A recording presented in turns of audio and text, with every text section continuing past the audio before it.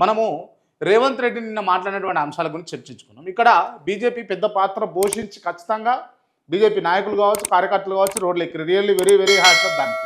But ఇక్కడ ఇంకొక విషయం కూడా ఉంది. ఎందుకు దీన్ని గుర్తు చేస్తా ఉన్నానని మీకు చెప్తా. అండ్ ఏంది అని అంటే ఈ హిందుత్వ ఎజెండాతోటి చాలామంది బయటకు వచ్చారు, రావాలి, ఇంకా కూడా ఖచ్చితంగా బతకాలి. అందరం హిందువులమే, ఖచ్చితంగా హిందుత్వాన్ని రక్షించుకోవాలి, సనాతన ధర్మాన్ని రక్షించుకోవాలి. మనం ఇంకా ముందుకు పోరాడుతూ పోవాలి. ఖచ్చితంగా ఇటువంటి ఏమన్నా వ్యతిరేకమైనటువంటి అంశాలు మాట్లాడినప్పుడు వాస్తవమే, దాన్ని కాదనడానికి లేదు. కానీ ఇక్కడ పెద్ద అంశం ఏంది అని అంటే గ్యారంటీల విషయం, 6 గ్యారంటీల విషయం. నేను అడుగుతా ఉన్నా బీజేపీ నాయకులను కావచ్చు, రేవంత్ రెడ్డి గారిని ఈ విషయంలో ఎవరైతే వ్యతిరేకించారో వాళ్ళని అడుగుతా ఉన్నా. ఇదే విధంగా మీరు 6 గ్యారంటీల విషయంలో రేవంత్ రెడ్డిని, కాంగ్రెస్ ప్రభుత్వాన్ని నిలదీసిర్రా?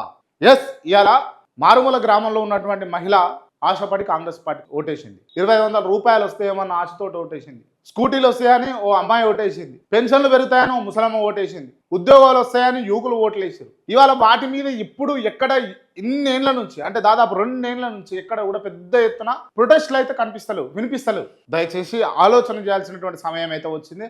అసలు ఎటు పోతున్నామో, ఏం జరుగుతా ఉన్నది అని అన్నది మీరే ఆలోచన చేసుకోవాలి. ఈ విషయం మీద నేను ఎక్కువ మాట్లాడదలుచుకోలే. జై హింద్.